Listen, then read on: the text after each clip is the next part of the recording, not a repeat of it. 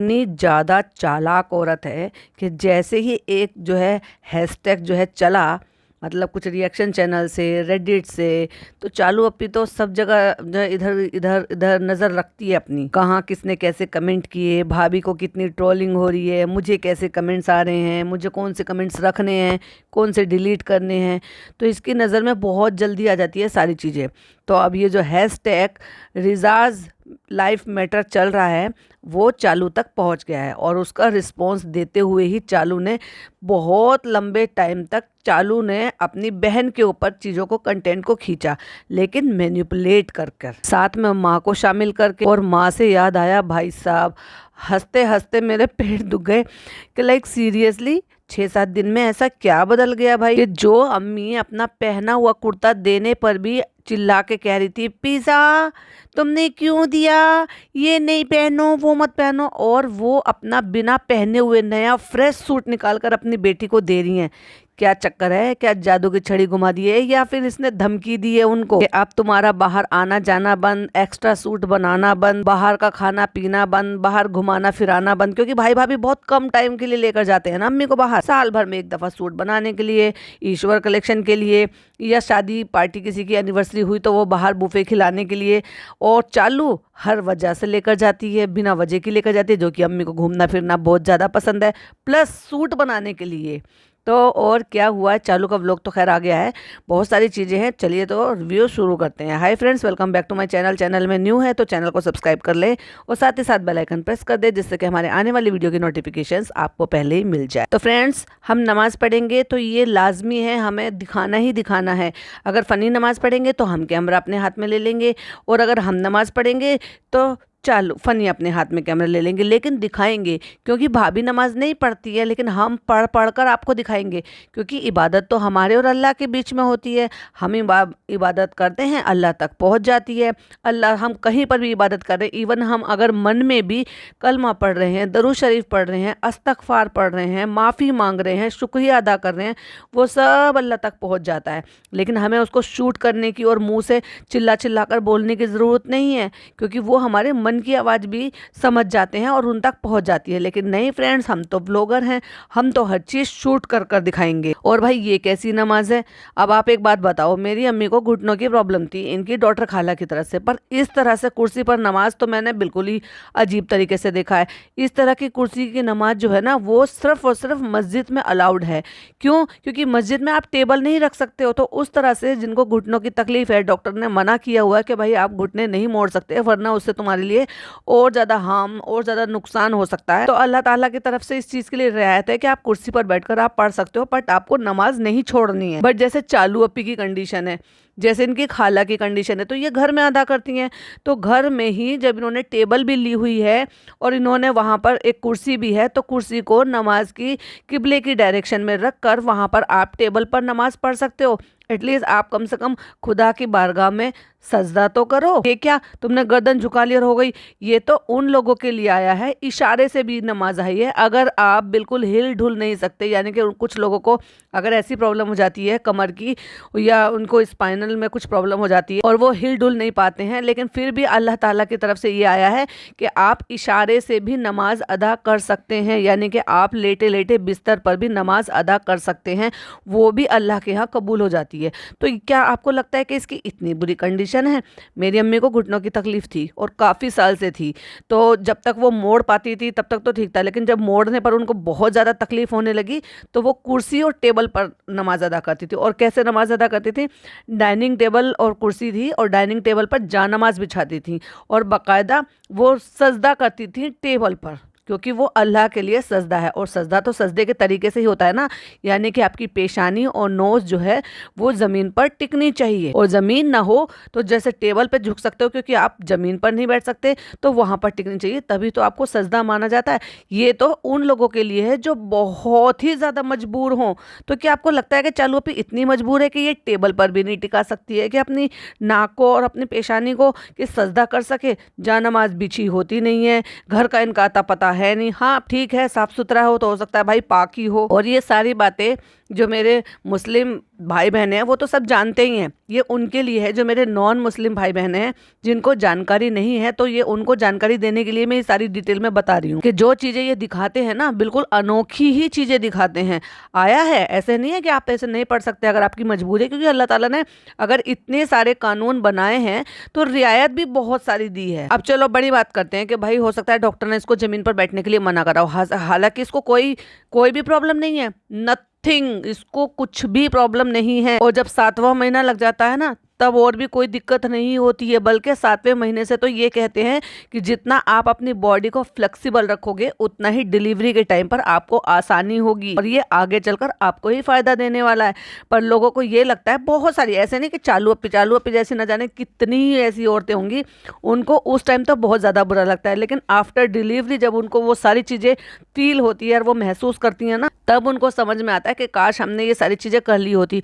क्योंकि भाई C section ही होता है और नॉर्मल डिलीवरी ही होती है, लेकिन जितनी आसानी और जितनी जो है आगे के लिए आपको सहूलियत नॉर्मल डिलीवरी पे हो जाती है ना, उतनी सी सेक्शन से नहीं होती। खाना पीना वो सबको अवॉइड करना होता है।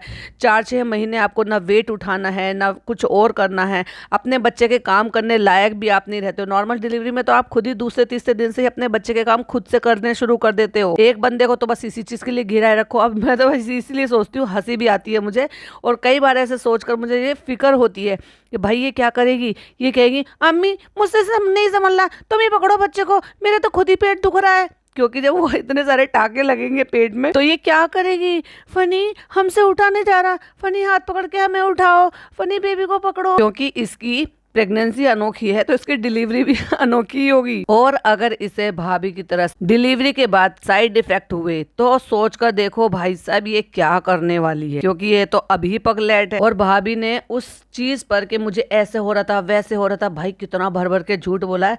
आ रही हूँ मैं लगातार वो पॉडकास्ट जो है सुन रही हूँ, तो थोड़े थोड़े बीच में जब इसका व्लॉग आता है तो उस पर रिव्यू आ जाते हैं, और नहीं तो बीच में आपको उनकी रिव्यू भी मिलेंगी। और जो मैंने आज दिन में डाली थी वो उसी का ही एक हिस्सा था, जिसमें अपने ब्लैक पैचेस के ऊपर उसने कितना भर भर के झूठ बोला और फिर बाद में सफाई पेश करी थी। समझ में नहीं आ रहा कि मैडम सच कब बोलती हैं और झूठ कब बोलती हैं। वैसे तो वो 99% झूठ ही बोलती हैं और इसीलिए वो इतना ट्रोल होती हैं। ये बेहुदा हरकत करके ट्रोल होती है और वो सिर्फ और सिर्फ झूठ बोलने की वजह से ट्रोल होती है। और फ्रेंड, बोलते बोलते हमें सांस चढ़ रही है, लेकिन हम एक सांस में पूरा इंट्रो ले लेंगे और एक सांस में बक बक बक बक बक देंगे। और अब तो हमें शर्म भी नहीं आएगी, अब तो हमारे सास ससुर भी चले गए, तो अब तो जो एनर्जी हमारी वैसे भी उन्हें देखकर लो हो जाती थी वो अब हाई हो जाएगी। तो फ्रेंड्स, हम जा रहे हैं अपने फ्रूट्स लेने के लिए, क्योंकि अब ये हमें नई अकल दे रही है। भाई इसकी अकल सुनो कि हम 2-2 दिन के लेकर आते, 10 दिन के कौन फ्रूट्स लेकर आता, फ्रूट्स टिकते ही नहीं है। हम खुद 2-2 दिन के फ्रूट्स मंगाते, क्योंकि बनाना नहीं टिकता, एप्पल इतने दिन नहीं टिकता, इवन अंगूर भी खराब होने शुरू हो जाते हैं तीसरे दिन, और तरबूज तो टिकता ही नहीं है। तो हम जो है 2-2 दिन के फ्रूट्स मंगा लेते हैं, नहीं तो फिर वो बेकार हो जाते हैं। फिर हम जा रहे हैं फ्रूट्स लेने के। अब ये सारे काम करने के लिए घर से बाहर जा रही है, शूट करने के लिए बाहर जा रही है। अब इसका एनर्जी लेवल देखना, क्योंकि अब तो मुसीबत टल गई, अब तो वो सब चले गए। तो फ्रेंड्स, हमारा आयरन बढ़ाने के लिए अब ये सब लोग हमारे पीछे पड़े रहते हैं, और ये देखो फुकसानाबाजी से छिलवा कर लेकर आए, और उस बेचारी को भाई साहब कितना रगड़ रही है ये औरत। बताऊंगी, और सही बताऊं ना, मुझे वाकई में बड़ा तरस आ रहा है उस औरत पर। बताऊंगी जब वो पॉइंट आएगा। तो फुकसाना बाजी ने हमारे लिए अनार छील दिए थे कटोरा भर के, और फनी हमारे लिए लेकर आए। ला के देने का काम सिर्फ फनी ने करा, कैमरे में दिखा के, जैसे कि वो खुद छील कर लेकर आया है काम चोर। और फ्रेंड्स देखो, अब हम दिखा रहे हैं, क्योंकि फमीर भाई नहीं है और कृष्णा भी नहीं है। और हाँ, मैंने पिछली बार बोला था कि कृष्णा को भेजा होगा उन्होंने, लेकिन साथ साथ ये भी बोला था या फिर रेस्टोरेंट से किसी को भेजा होगा, क्योंकि वो मोदाहा के हैं। और भाई जब ये आने जाने की एक्स्ट्रा टिकट देगा और उनकी छुट्टी भी नहीं काटेगा, तो फिर वो रेस्टोरेंट में काम करें या फिर वो सफर करें।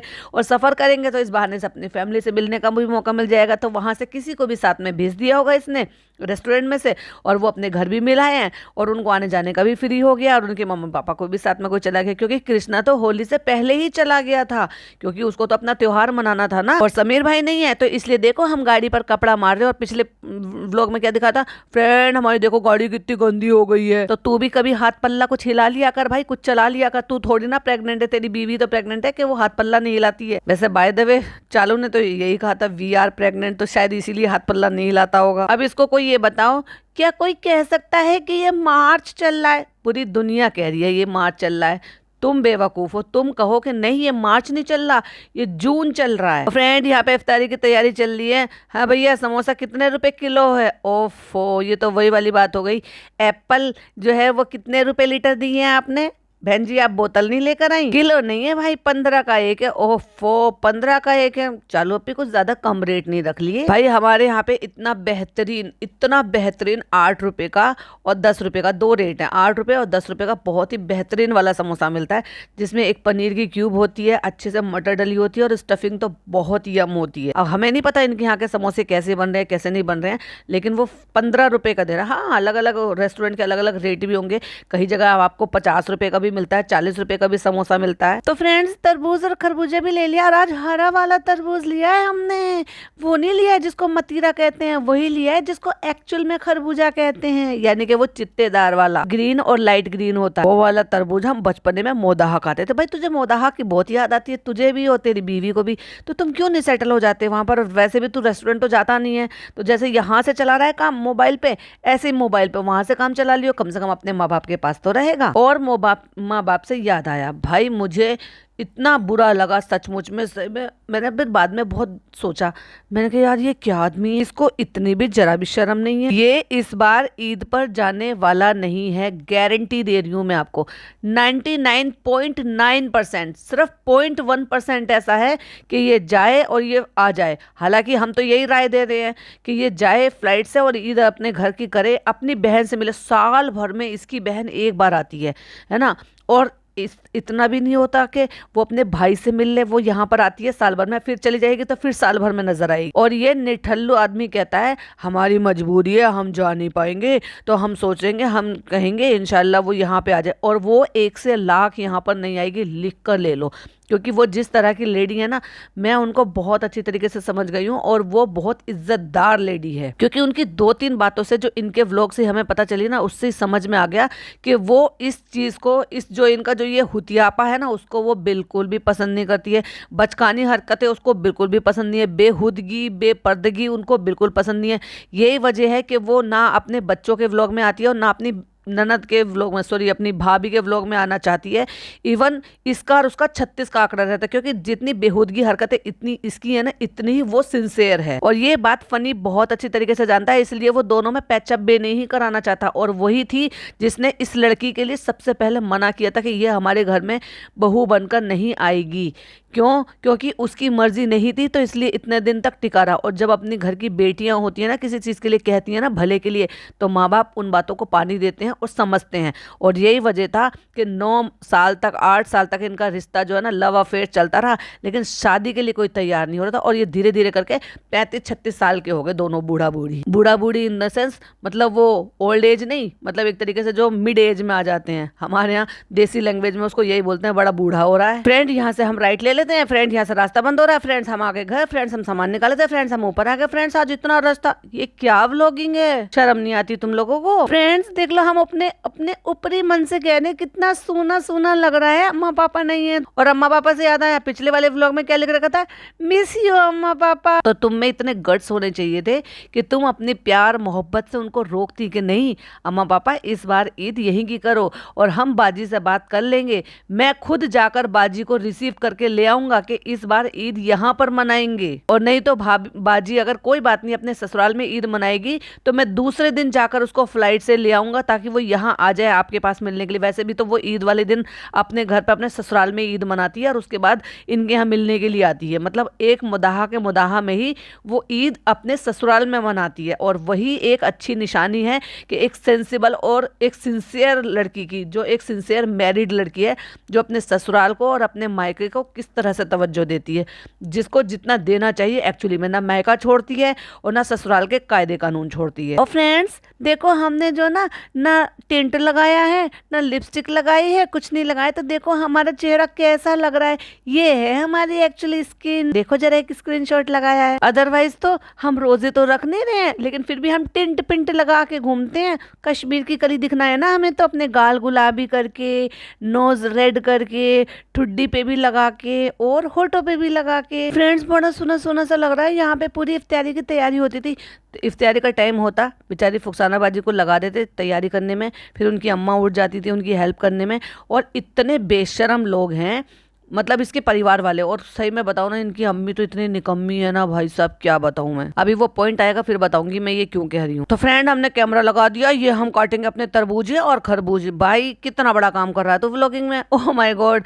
तरबूज और खरबूजे काटने तो किसी को आते ही नहीं है। ओ तो अब तो तरबूजे खरबूजे काटने भी ये लोग सिखाएंगे हमें। ये देखिए भाई कितना अच्छा तरबूज है, एकदम ऐश कर भाई, ऐश कर, बीवी के पैसे पे ऐश कर। चलिए तो चलिए आपको चल के दिखाते हैं हमारी किचन में क्या हो रहा है। और सुनो, एक होता है नॉर्मल पकोड़े बनना और एक होता है मंगोड़े बनना।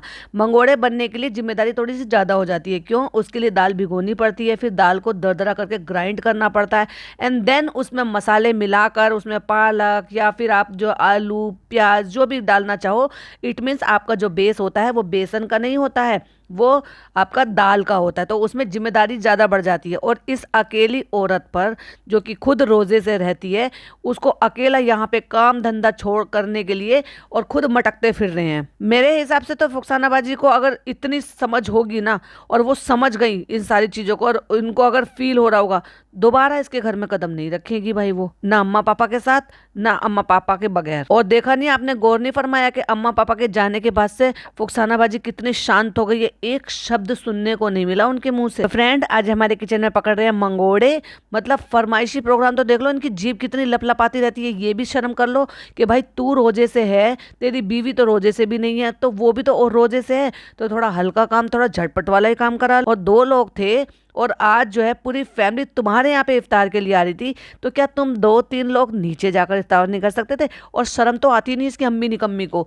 भाई अगर आज भाई भाभी नहीं है तो फिर मौका मिल रहा है इसके यहाँ इफ्तारी कराने का। अकेली औरत से दुनिया भर का काम करा रहे हैं, दुनिया भर की चीजें। अब गुलगुले बनाओ, गुलगुले बनाने के लिए अलग से फिर आटा घोलो, फिर उनको मीडियम फ्लेम पर कर तलो, क्योंकि वो अंदर तक पकता है। अगर आप तेज को कर दोगे, तेल को तेज कर दोगे, तो वो ऊपर ऊपर से तो जल्दी ब्राउन हो जाएंगे क्योंकि उसमें चीनी हुई हुई होती है, लेकिन अंदर से नहीं पक पाएंगे, कच्चा आटा रह जाएगा। तो उनको मीडियम फ्लेम पर ही उनको सेकते हैं, जिससे कि वो धीरे धीरे करके ऊपरी परत भी अच्छे से करारी क्रिस्पी सी हो जाए और अंदर से भी पक जाए। तो वो खड़े रहने का काम होता है इतना लंबा। और आप शरीर तो देख ही रहे होंगे फुकसाना बाजी का, तो उसका घोल घोलो, फिर वो करो, फिर मंगोड़े बनाओ, उनके सबकी वेजिटेबल्स काटो, और उसके बाद फिर इसके लिए, इसकी क्रेविंग दूर करने के लिए फिर डिनर भी बनाओ। कहता है अभी 20 मिनट बन जाएंगे। भाई तू अपनी जुबान पे कंट्रोल कर ले या अपने हाथों को थोड़ा सा चला ले। तो फ्रेंड, अब ये मम्मी पापा चले गए और इतना गंदा सा मुंह बनाता है ना, सही में ये आदमी मेरे को बहुत ज्यादा बुरा लगता है।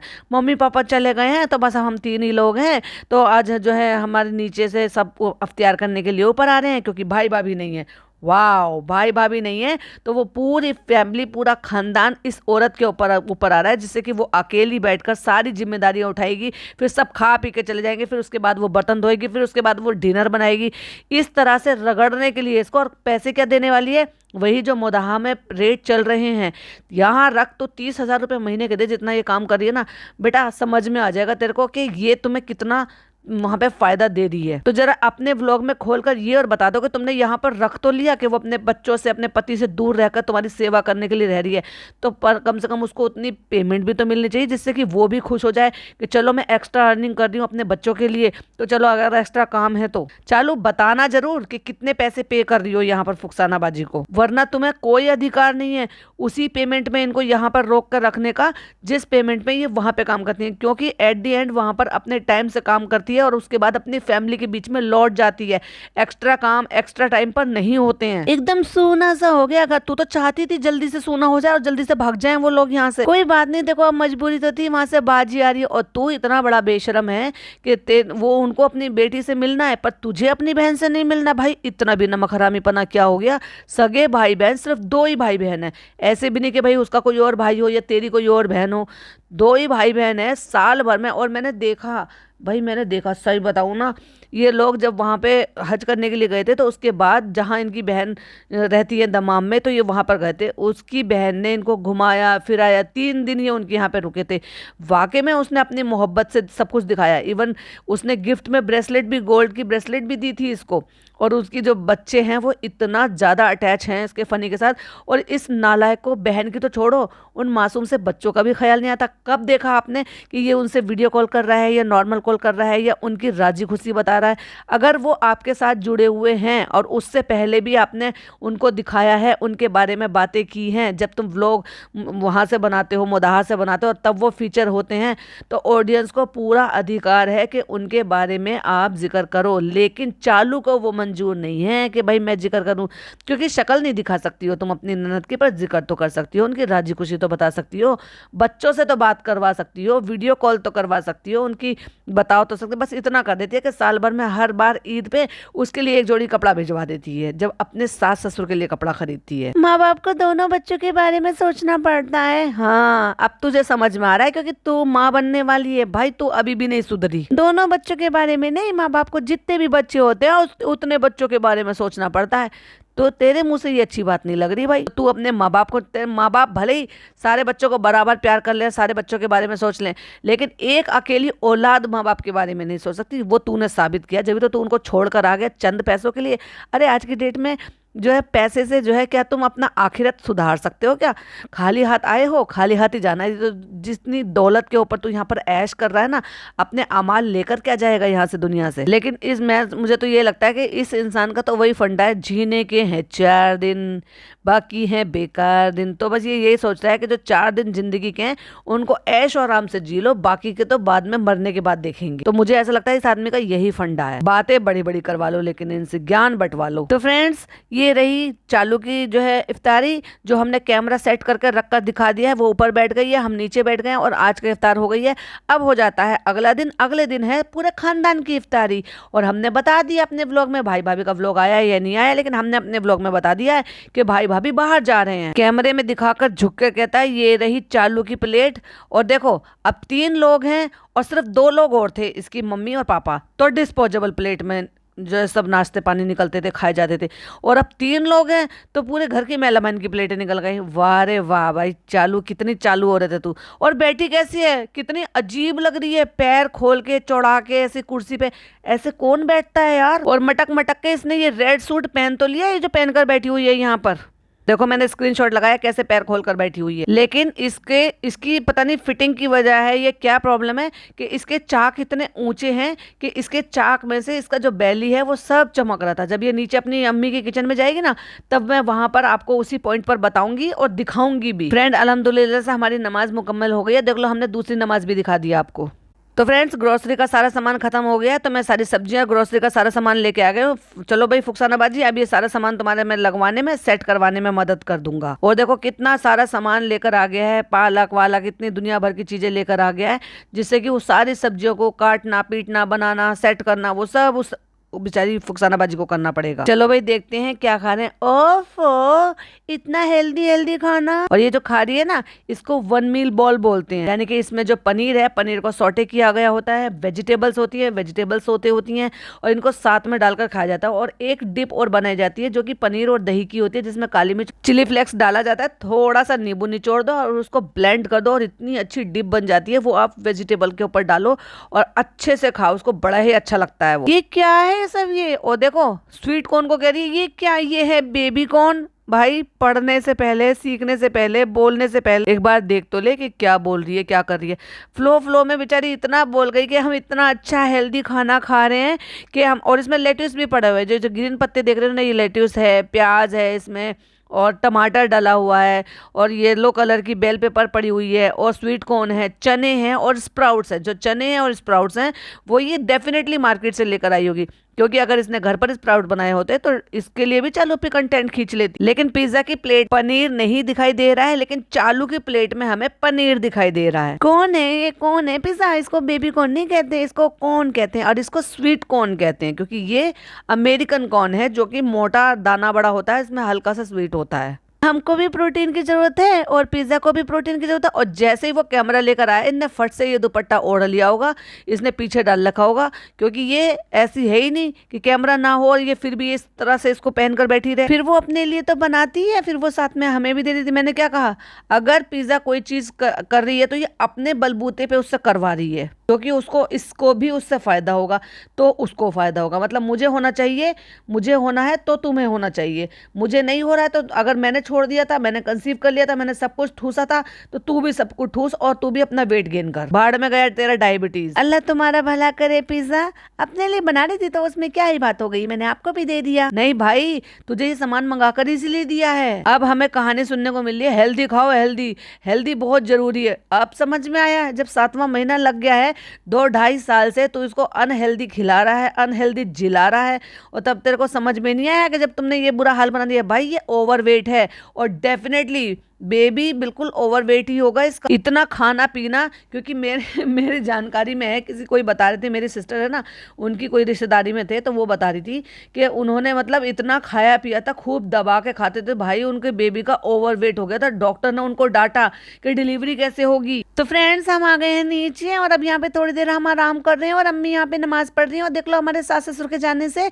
और एग्जाम खत्म होने से नान के हमारा रास्ता खुल गया। और हमने क्या कहा था, अब तो कंटेंट ही कंटेंट होगा, तो हम बार बार फुदक फुदक के नीचे आ जाया करेंगे। और जब तू खुद आई थी नीचे बेशरम, तो उस औरत को भी ले आती जिसको तू घर में अकेला छोड़ रखा है। भाई उसको तो कैद कर दिया इसने यहाँ पे, अकेली क्या दीवारों से बातें करेगी, क्या कर लेगी। भले ही तुम्हारा मुंबई में घर हो, एक कमरे में तुम किसी को लाकर कैद कर लो तो किसी का मन लगेगा। जिनको लोगों के बीच में रहने की आदत हो, वहां पे 3-4 इनके यहाँ हेल्पर आते हैं फनी के यहाँ पे, मतलब 3-4 तो लड़कियां औरतें हैं, एक भी फुकसानाबाजी हैं और 2 और हैं शायद उनके अलावा।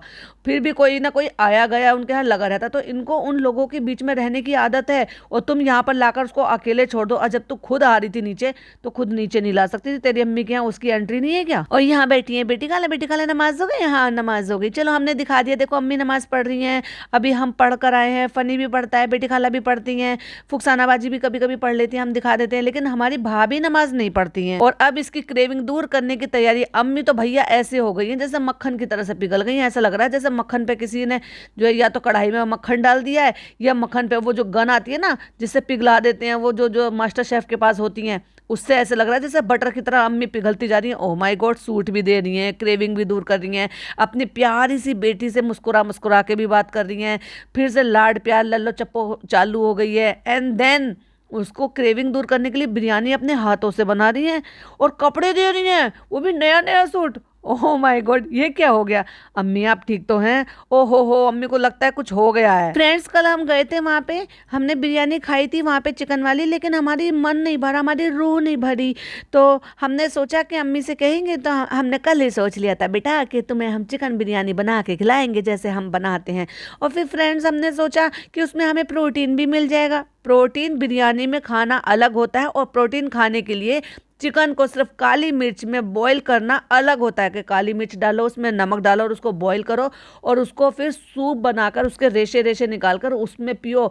उसमें तुम्हें हाई प्रोटीन मिलेगा। इसमें तो तुम्हें तेल भी मिलेगा, मसाले भी मिलेंगे, इसमें तुम्हें वो प्रोटीन नहीं मिलेगा, हेल्दी प्रोटीन नहीं मिलेगा। और अगर भैया सबको प्रोटीन खाने के लिए अगर चिकन ही खाना हो ना, तो टिक्का बनाकर ना खाएं, ऑयललेस आपकी तरह से बिरयानी बना बना के खाएं। वाह चालू अपी, अच्छे एग्जाम्पल सेट करती हो तुम। फ्रेंड्स ये देखो यहाँ पे पिज्जा पड़ रही है, हमने दिखा दिया टेबल पे। इतना ढेर लगा रखा भाई, पूरी टेबल भर रखी है इस लड़की ने, इतना ढेर लगा रखा है टेबल पे। फ्रेंड्स पूरे साल की पढ़ाई हम एक साथ ही कर लेते हैं, इसलिए हम सारी की सारी किताबें जो ना यही रख लेते हैं। अब तो रुक रुक कर पूछती भी है कौन सा सब्जेक्ट पढ़ रही हो, क्या पढ़ रही हो। जैसे वो पिछले वाला बता रही थी, ऐसे अब ये बता रही। और वो मोमेंट आ गया जो मैं बात कर रही थी, तो ये वाली ड्यूटी अम्मी मुझे लगा देती है कि तुम अपने आप से चेक कर लो कि चिकन कितना पकाना है, कितना गलाना है। और जब यहाँ पे खड़ी हुई है, इसने हाथ ऊपर उठाए हुए हैं, तो इसका जो चाक होता है ना, कमीज का जो स्लिट होती है, साइड स्लिट होती है, चाक बोलते हैं उसको, उसके यहाँ से इसका बेली दिख रहा है। मतलब अब ये देखो मोटापे की हद ये हो गई है, इसको ये नहीं पता है कि मेरे को कौन सा सूट ठीक आ रहा है, कौन सा सूट नहीं आ रहा। और अब इसका ये सब हो रहा है, इसने खुद भी महसूस करा होगा, किसी और ने भी टोका होगा। तो ये सूट ये नहीं सोच रही है कि मैं डिलीवरी के बाद पहन लूंगी, क्योंकि डिलीवरी के बाद थोड़ी कम हो जाऊंगी ना, इसके तो जहन में भी नहीं है। कोई बात नहीं, हम ये बेटी खाला को दे देंगे। और अब आप स्क्रीन की तरफ देखो जरा, ये एक फोटो देखो और अब ये दूसरा फोटो देखो, ये चाक में से इसकी बेली चमक रही है। और ये तभी होता है जब आपका मोटापा होता है और आपके सूट लूज नहीं होते हैं, क्योंकि जैसे ये लूज सूट पहनती है अम्मी के, उसमें तो नहीं चमकता इसका। और अम्मी के सूट से भी याद आया, जब उस पॉइंट तक पहुंचूंगी तब आपको बताऊंगी, या हो सकता है नेक्स्ट पॉडकास्ट में बताऊंगी। और यहाँ पे चावल चढ़ा दिए हैं डॉक्टर खाला ने, और ये भी सब हो सकता है कि अम्मी को दिखाने के लिए कि भाई अम्मी बना रही है, कैमरे में हमने कह दिया हो कि अम्मी तुम आ जाओ वरना खाला ही बना रही हो, तुमने तो सिखाया था हमें ये बिरयानी बनाया। हाँ फ्रेंड्स, मैंने इन सबको सिखाया और अब मैं ही नहीं बनाती हूँ, और मैं ही इनसे कहती हूँ कि तुम ही बना बना के मुझे खिलाया करो। और कौन कहता है कि चालू अप्पी को कुछ नहीं आता? चालू अप्पी को सब आता है, झूठी मक्कार औरत है ये। फ्रेंड्स, मैंने ये रेड वाला सूट पहन तो लिया था बड़े शौक से, मैंने सोचा चमक धमक है, पता नहीं इनको चमक धमक से क्या लालच है भाई, इनकी चमक धमक गंवारपना अभी तक गया ही नहीं है। कुछ चीजें होती हैं जो सोबर अच्छी लगती है, लेकिन इनको चाहिए चमक धमक। जैसे कि पिज्जा भी कह रही थी, वो भी तो वही सीख रही है, इनके आने वाली नेक्स्ट जनरेशन वही है। तो जैसे ये कर रही है, इनकी अम्मी कर रही है, तो उनको भी वही सब कुछ चाहिए जो वो इस माहौल में रहकर देख रही है। तो जब बारी आ गई थी उनको फुकसाना बाजी को सूट दिलाने के लिए, तो कही तुम्हें ज्यादा चमक वाला चाहिए क्या फुकसाना बाजी? तो फ्रेंड्स, मैंने सोचा था अच्छा लगेगा रमजानों में कि मैं पहन लूंगी, रोजे तो मैं रख नहीं रही, लेकिन मैं अच्छे से सूट जरूर नए नए पहन के दिखा दूंगी ताकि फील आए कि मैं रोजे में हूँ।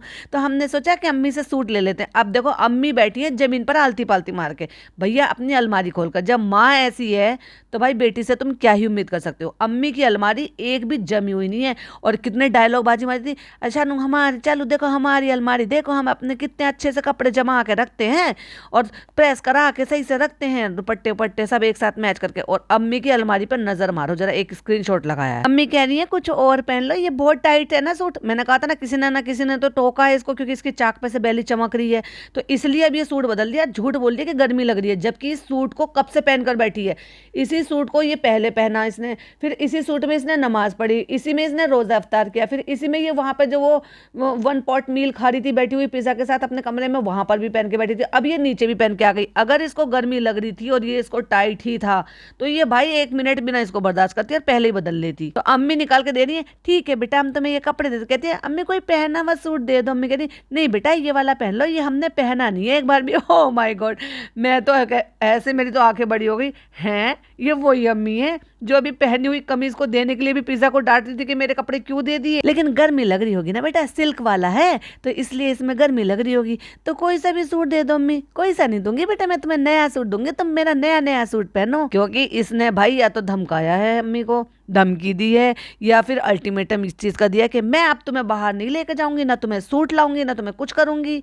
और भाई साहब अम्मी ने बस क्या ही बताऊं, एकदम पलटी मार ली। नया रखा है बोले दे रही हो, वाह नया दे रही हो अम्मी, नया सूट दोगी आप मुझे? और बेशरम कहेगी ये भी कहती है इतना बड़ा दिल। अब सोच कर देखो, जब ये खुद बेटी होकर इतनी ज्यादा हैरानी हो रही है तो सोच कर देखो हम मुझे कितनी हैरानी होगी, क्योंकि मैं भी वही देख रही हूँ जो ये चीजें दिखाते हैं। बच्चों से ज्यादा क्या माँ को कोई चीज प्यारी होगी? अच्छा भाई, तब ये किसी और की बच्ची थी जब वो तुमसे पहनी हुई कमीज मांग के पहन रही थी। इतना बड़ा दिल, अम्मी नहीं रहने दो, तुम्हारा नया सूट है। और देखो टैग लगा हुआ है इस सूट में, जो दिया है इस सूट में टैग लग रहा है, बिल्कुल नया कोरा सूट है ये। और इसने कह दिया होगा अम्मी तुम मुझे अपने सूट दे दिया करो, कंफर्टेबल होते हैं, हम तुम्हें 3-4 सूट बना देंगे एक सूट के बदले। तो भैया अम्मी के तो समझ गो भाई, फिर समझ जाओ, फिर तो अम्मी एक क्या रोज तू नया सूट आके पहन ले, उसके बदले मुझे 3-3 सूट बन रहे हैं, तो फिर मुझे क्या दिक्कत है? देखो जरा एक स्क्रीनशॉट लगाया, जो सूट निकाल कर दे रही है उसमें टैग लगा हुआ है, नया टैग।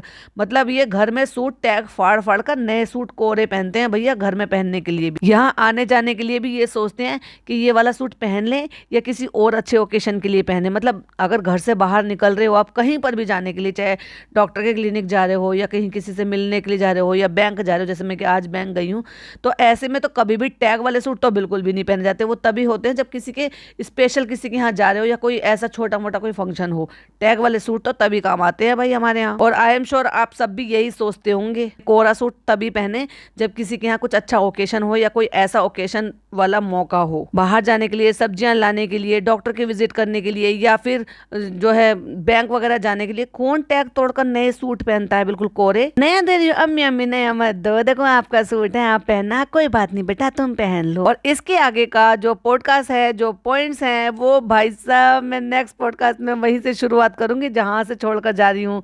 तो बने रहिएगा पॉडकास्ट के साथ। आई होप आपको वीडियो पसंद आई हो तो लाइक शेयर कीजिएगा, चैनल पे पहली बार आए तो सब्सक्राइब कीजिएगा और अपनी ओपिनियन मेरे साथ ज़रूर शेयर कीजिएगा। और इसके आगे के जो पॉइंट होंगे उसका जो पार्ट 2 है वो कल दिन में अपलोड होगा। और दिन में मैं जो है हमेशा 1 से 2 बजे के बीच में वीडियो अपलोड करती हूँ, और शाम की वीडियो का यही टाइम रहता है। तो बने रहिए हमारे चैनल के साथ। तब तक के लिए टेक केयर, बाय बाय, अल्लाह हाफिज़।